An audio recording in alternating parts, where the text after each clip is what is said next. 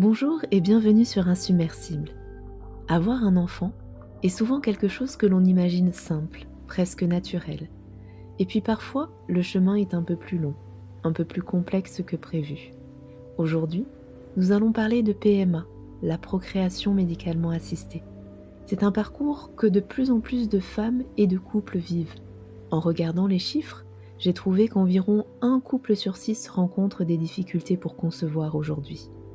Mais derrière ces chiffres, c'est surtout des histoires très personnelles, de l'attente, beaucoup d'espoir, parfois des moments de découragement aussi. Isabelle a accepté de venir raconter son parcours dans cet épisode. Un témoignage sincère pour mettre des mots sur ce que beaucoup traversent seuls et en silence. Bonne écoute! Salut Isabelle, je suis très heureuse de t'accueillir aujourd'hui au micro d'Insubmersible.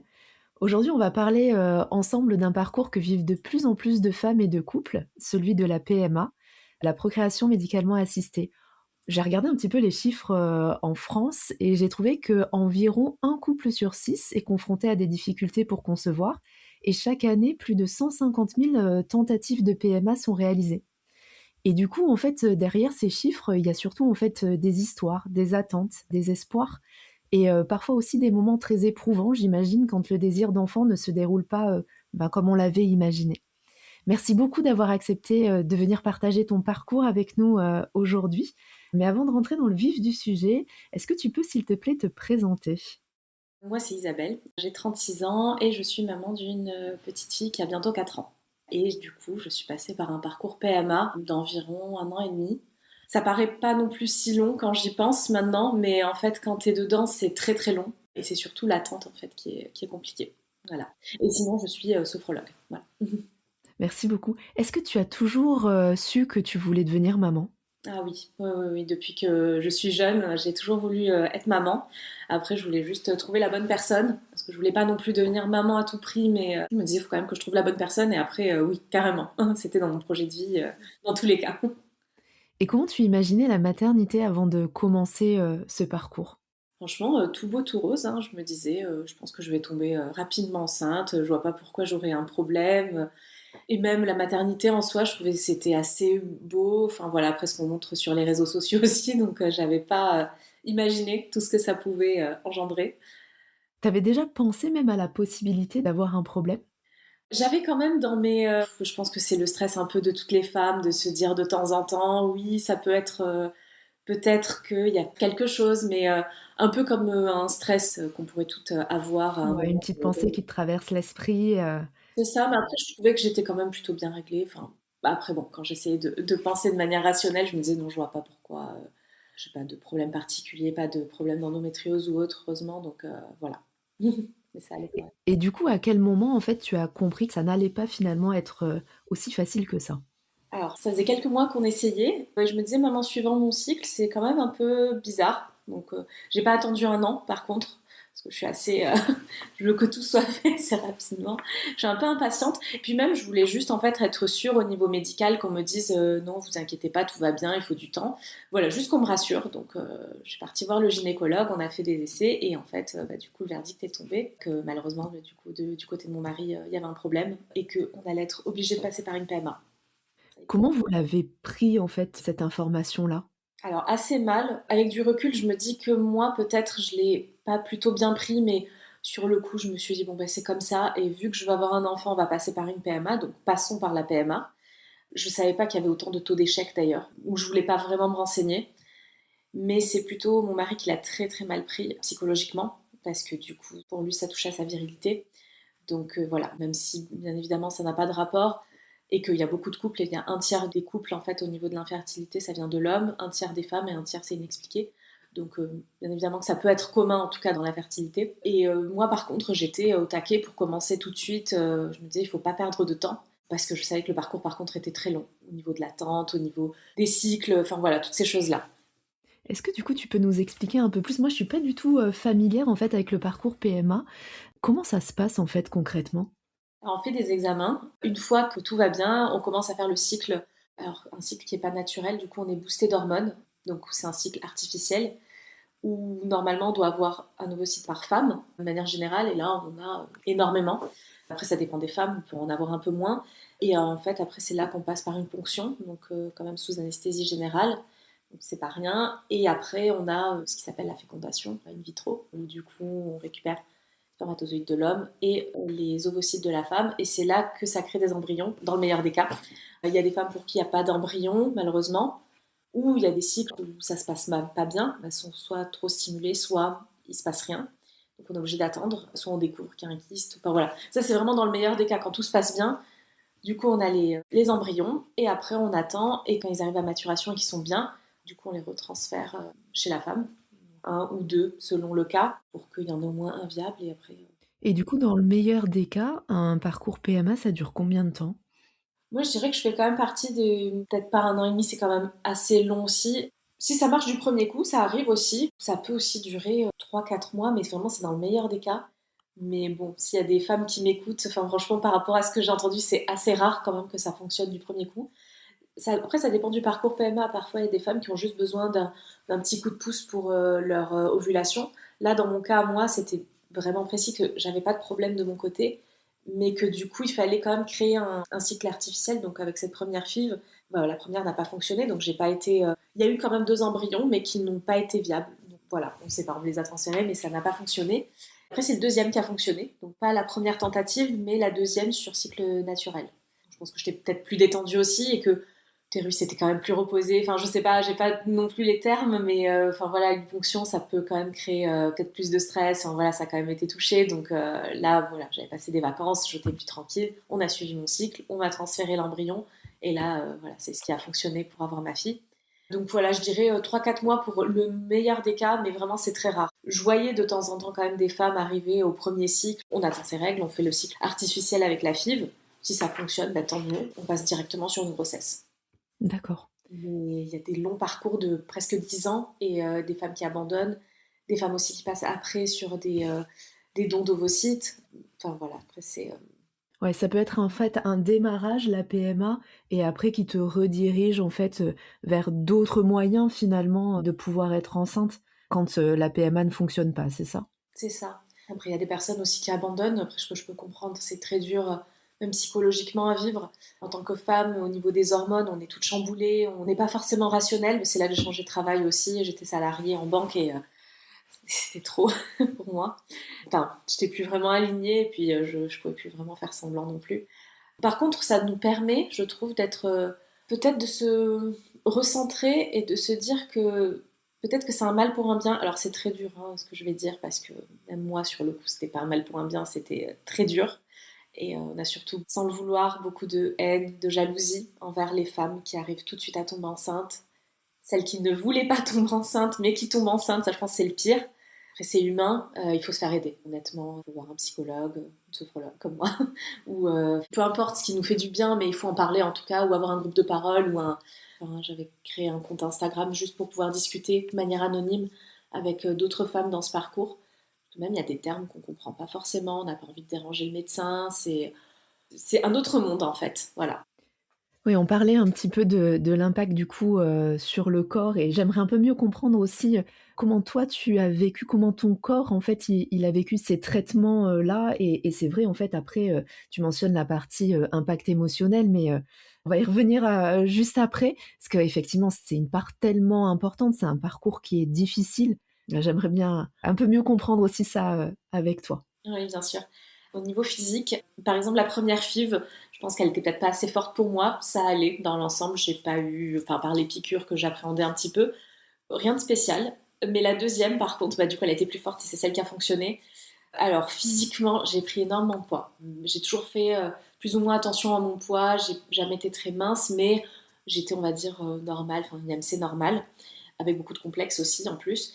Mais là, du coup, on va dire que c'est, on peut pas le contrôler. C'est un peu l'équivalent d'un SPM, on sent gonflé, mais en pire. Voilà, pour donner un petit peu un exemple.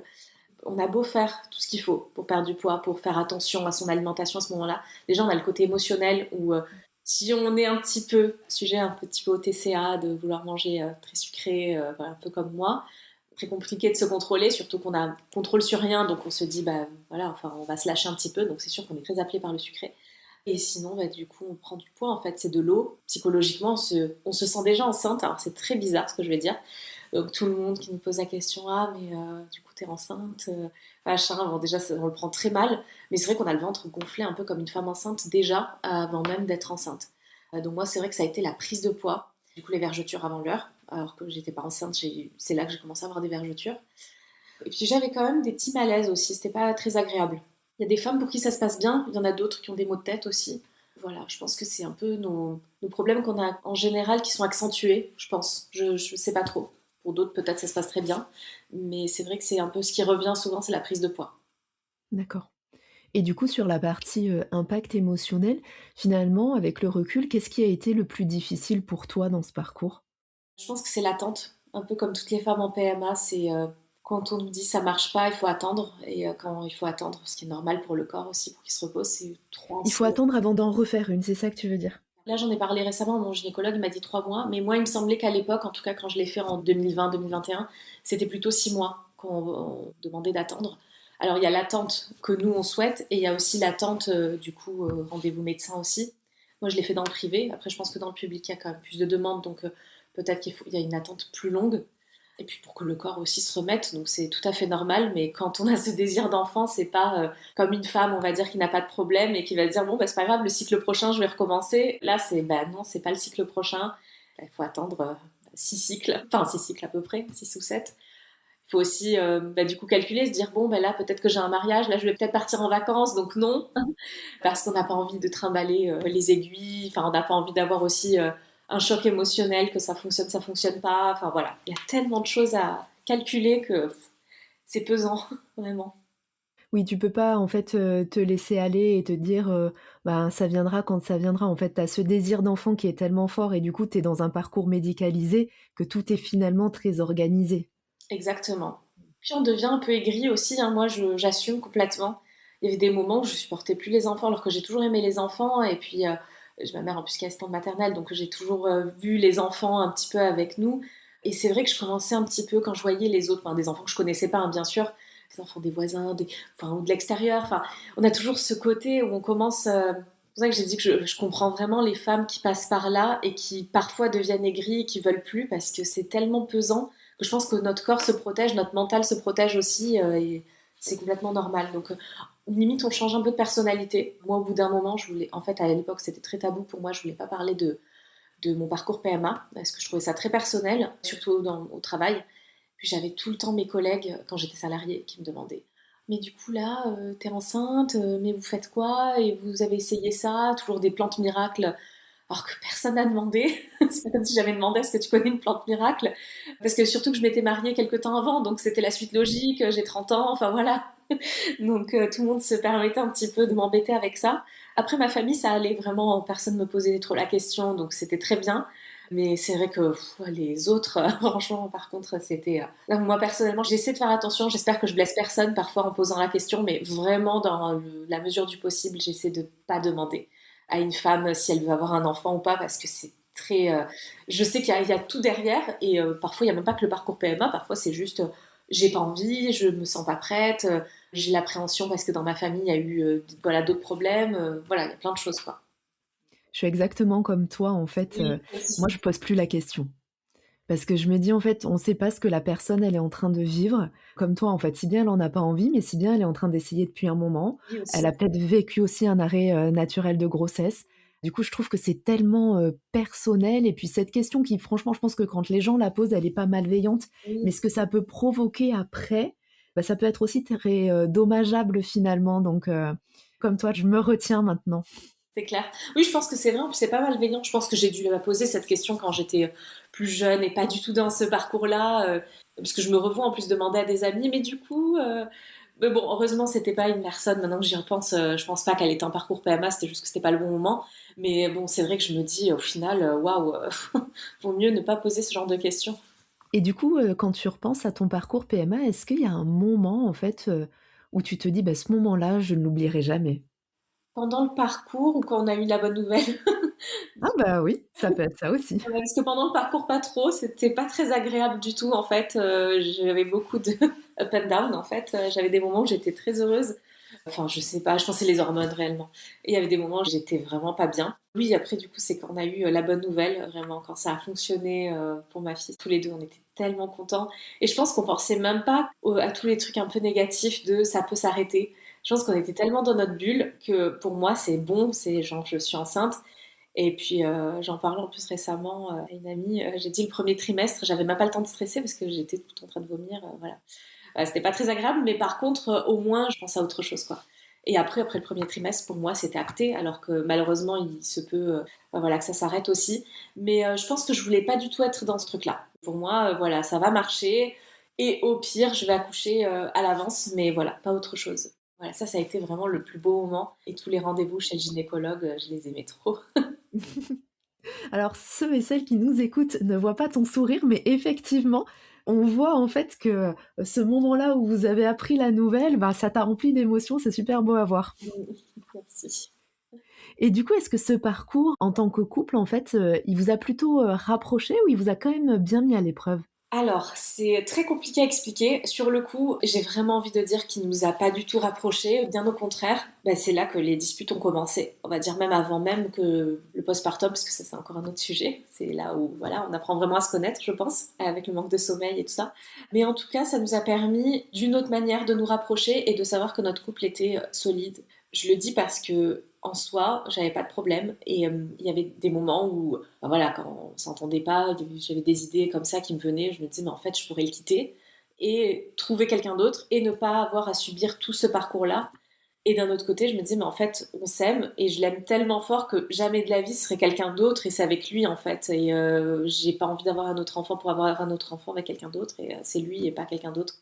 Donc je pense que ça nous a vraiment aidé d'une autre manière à vraiment solidifier notre couple aussi.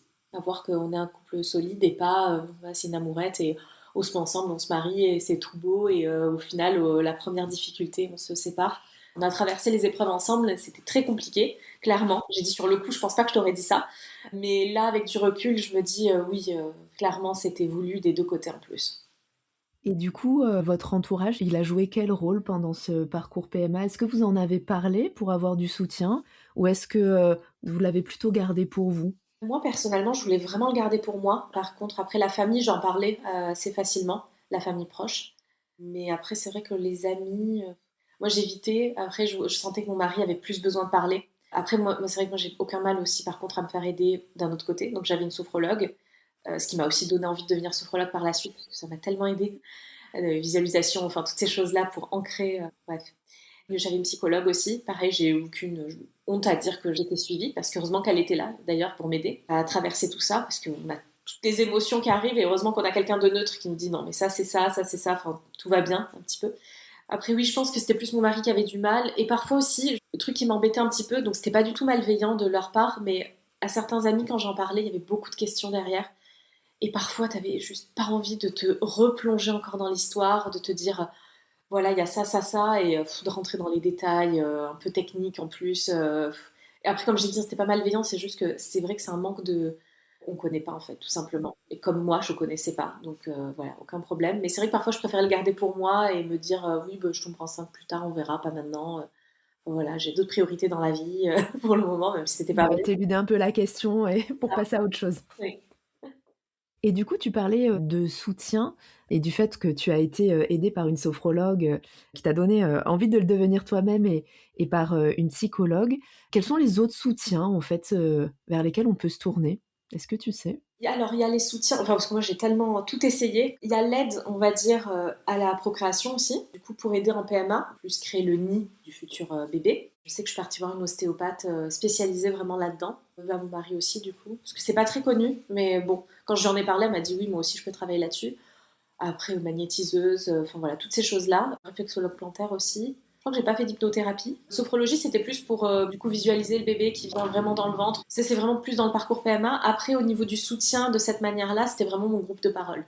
Juste de pouvoir décharger de manière anonyme, mais ça faisait un bien fou vraiment. De se dire, mais c'est bon, on connaît personne sur ce compte.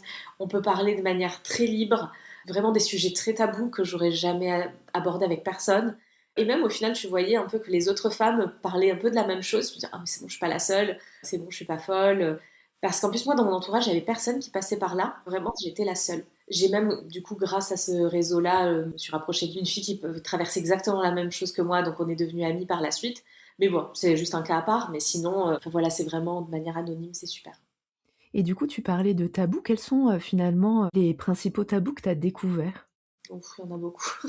Il y en a plein? OK. Oui, il y en a plein. Bon, il y a tout ce qu'on n'ose pas trop dire, tout ce qui est voilà un peu personnel. Ouais, j'ose pas trop le dire non plus, donc voilà. Donc ça, c'est les très, très, très tabous. Oui, voilà, c'est ça. Après, sinon, c'est plus physique en fait. Enfin voilà, j'ai des pertes, j'ai des ci, j'ai ça. C'est voilà, c'est des choses un peu bizarres et parfois on se dit ah mais en fait non, c'est normal. Comme je disais, je n'osais pas en parler. Peut-être à mon gynécologue, pas l'embêter, d'envoyer des mails à la secrétaire pour dire est-ce que ça c'est normal.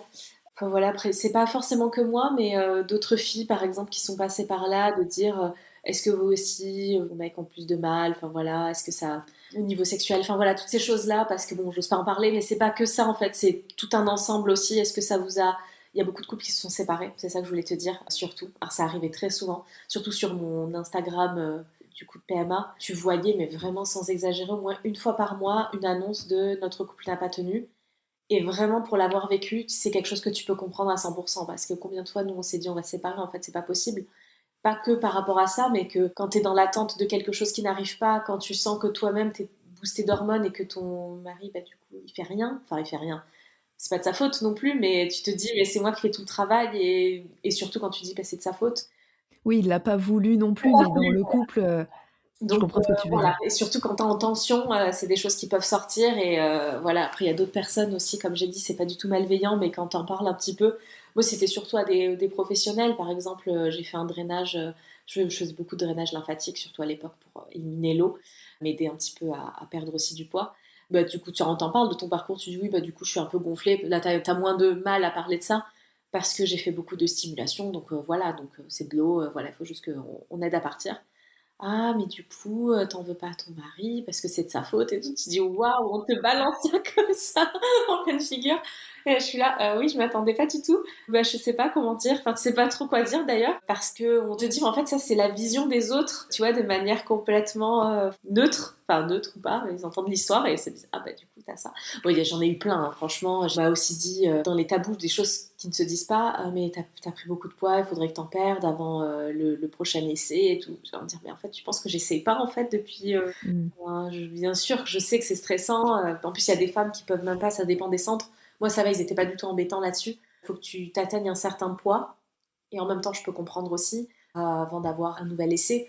Donc ça, c'est encore plus frustrant. Tu te dis, mais en fait, tout repose sur moi parce que j'arrive pas à perdre du poids. Et on sait en plus en tant que femme que c'est pas si évident. Parfois, il y a d'autres choses qui arrivent aussi, d'autres problèmes métaboliques qu'on peut pas gérer. Donc voilà, on va dire qu'il y a pas mal de tabous. C'est long. Ouais, c'est ce que j'entends. Donc, énormément de tabous. Merci de nous en avoir, partagé certains. Avec le recul, qu'est-ce que ce parcours a changé chez toi? Ça a changé toute ma vie. Je pense que je serais restée dans ma vie, voilà, salariée en banque. Je critique pas les gens qui sont dans ce domaine-là, pas du tout. C'est juste que moi, j'étais pas du tout alignée. Déjà, je pense que depuis un moment, j'étais plus du tout alignée, mais je me voilais la face. Comme je disais, je subissais ma journée, même si vraiment mes collègues, mon chef, tout le monde était adorable là-dessus, j'ai rien à dire. Mais c'est juste que je subissais vraiment mes journées comme si j'étais faite pour autre chose, mais que j'avais pas le courage de partir en fait. Parce qu'on se dit, bon, on a quand même un salaire, on a un prêt immobilier, on va pas non plus faire n'importe quoi. Et en fait, on se dit que la vie, elle est pas si linéaire en fait avec ce qu'on avait pensé, parce que du coup, l'enfant commence à tarder. L'achat immobilier, bah, du coup, on se dit, moi je voulais attendre, donc finalement, je dis, bon, on va faire les choses un peu à l'envers, donc on a acheté avant. Du coup, il y a eu ça aussi qui a un petit peu chamboulé les choses. Il y a eu le Covid, parce que du coup, moi, j'ai eu mon parcours PMA pendant le Covid, donc horrible aussi. C'était très compliqué pour d'autres raisons aussi. Et c'est là qu'en fait, je me suis dit, mais je suis pas du tout faite pour ce que je suis en train de faire. Et j'ai changé de voie complètement, j'ai fait ma formation. Et je me suis dit, mais par contre, je gardais toujours en tête que si ça fonctionne pas, je le garde pour moi. En tout cas, je garde la formation pour moi et je pourrai toujours aider plus tard. Et je retournerai dans le salariat, par contre, une fois qu'on a goûté quand tu es auto-entrepreneur, tu peux plus retourner dans le salariat, enfin, c'est très compliqué en tout cas. Donc ça m'a changé ma vie en fait, clairement, mais toutes mes perspectives, ça m'a rendue plus ouverte aussi, plus éveillée à tout un monde que je ne connaissais pas. Parce qu'il y a quelques années, je pense qu'il y a 10 ans, tu m'aurais dit tu vas devenir sophrologue et oh, tu mais non, enfin, c'est un peu pas perché, mais bon, c'est pas en faisant des exercices de visualisation que tu vas changer ta vie. Et en fait, quand tu te dis mais au quotidien, ça m'a changé la vie, clairement. voilà, je pense que je suis devenue aussi plus éveillée et encore une fois, je critique pas les gens qui ne le sont pas parce que j'étais pas assez éveillée. Voilà, j'étais très terre à terre, très cartésienne, mais au bout d'un moment, quand tu te dis que c'est plus possible, il y a des choses que tu ne peux pas gérer, que ce soit, tu vois, au niveau médical ou autre. Peut-être que j'avais aussi un parcours de vie à faire aussi, un parcours. Je suis partie voir une kinésiologue, on parlait tout à l'heure de tout ce que j'ai fait. Je t'ai dit, j'ai une liste, mais j'avais complètement oublié la kinésiologue, qui a vu aussi des choses en moi qui n'étaient pas gérées dans le transgénérationnel, de la peur aussi de ne pas pouvoir être enceinte ou de ne pas pouvoir garder la grossesse, enfin des choses incroyables qu'elle a pu voir 3-4 générations avant. Et j'ai dit, bah, c'est vrai que clairement, je ne l'aurais pas fait si j'étais pas en parcours PMA. Alors que de base, j'étais pas partie pour ça, j'étais plus partie pour les problèmes d'instabilité, malaise et tout ça. Donc voilà, ça m'a Finalement, en fait, ça a donné une complète nouvelle orientation, à ta vie. complètement. Ah, mais je vois, parce que parfois je dis le Covid, mais en fait, c'est pas à cause du Covid en soi, c'est vraiment, pour moi, c'est le parcours PMA. Et au final, même si, bien sûr, qu'il y a des moments où j'en veux un peu à ce parcours, enfin, c'est pas le parcours en lui-même, mais pourquoi on n'a pas réussi naturellement, mais parfois je me dis, mais en fait, tu n'aurais jamais été celle que tu es aujourd'hui. Clairement, tu aurais été dans un bureau, à pas aimer ce que tu fais, à être de plus en plus aigri, à perdre ta lumière et tout. Donc, clairement, heureusement, finalement, avec du recul. Je pense que c'est un message super inspirant, hein, pour, celles qui nous écoutent et qui sont dans ce parcours-là. J'aurais encore plein de questions à te poser Isabelle, mais je vais peut-être, terminer par une dernière parce qu'on arrive quasiment à la fin de notre échange. Si une femme, aujourd'hui, en fait, nous écoute et elle est en train de commencer un parcours, de PMA, qu'est-ce que tu aurais envie de lui dire? Alors, de s'entourer, soit de personnes qu'elle connaît, soit de personnes qu'elle ne connaît pas. Mais en tout cas, surtout d'en parler à un professionnel ou non, mais en tout cas de pas tout garder pour elle, parce qu'il y a d'autres femmes qui passent par là et vraiment de s'entourer, de parler un maximum. Et qu'il n'y a aucun sujet tabou et que même si elle a envie d'arrêter, parce qu'on en parle très souvent en ce moment, du fait de ne pas désirer d'enfant et tout, mais si on se dit qu'en fait c'est peut-être trop compliqué et que le désir n'est pas si fort aussi, qu'il n'y a aucun tabou et que vraiment dans ce cas-là il faut arrêter. Et sinon, et si elle a vraiment ce désir, bah, de se battre et de se dire que ça a marché pour plein de femmes et que voilà, faut pas abandonner et que si malheureusement ça ne fonctionne toujours pas, c'est qu'il y a d'autres raisons qu'on ne connaît pas pour le moment, mais que c'est alors je vais pas en dire un mal pour un bien, mais c'est que c'est un parcours de vie qu'elle devait faire. Mais en tout cas, juste de s'entourer, surtout. En tout cas, dans la première étape, de s'entourer un maximum. Super. Eh ben, écoute, je te dis un grand merci. Merci de nous avoir partagé, ton parcours. Je trouve qu'on parle pas suffisamment, en fait, de la PMA. La seule façon, d'aider, d'informer, bah, de soutenir, hein, tout simplement, c'est aussi, de pouvoir, bah, partager des parcours comme le tien. Tu nous as partagé les moments difficiles, mais aussi, ce qu'ils t'ont apporté, ce que ce parcours t'a apporté pour pouvoir rebondir aujourd'hui et comment ça a ouvert une nouvelle direction dans ta vie, un nouveau chapitre. Donc, c'est empli d'espoir. Du coup, vraiment un grand merci pour tout ça. Merci à toi. À très bientôt. À bientôt. Un grand merci à Isabelle d'avoir osé lever le voile sur ce qu'on n'entend pas beaucoup. Parler des chemins différents vers la maternité, c'est très important à mes yeux, parce que c'est aussi permettre à d'autres femmes de se reconnaître, de se sentir comprises, et peut-être aussi de se sentir un peu moins seule. Si cet épisode peut aider ne serait-ce qu'une femme ou un couple à mettre des mots sur ce qu'ils vivent aujourd'hui, alors il aura déjà beaucoup de sens. N'hésitez pas à partager cet épisode autour de vous, s'il peut résonner pour quelqu'un. Je vous dis à très vite sur Insubmersible. Et d'ici là, prenez bien soin de vous.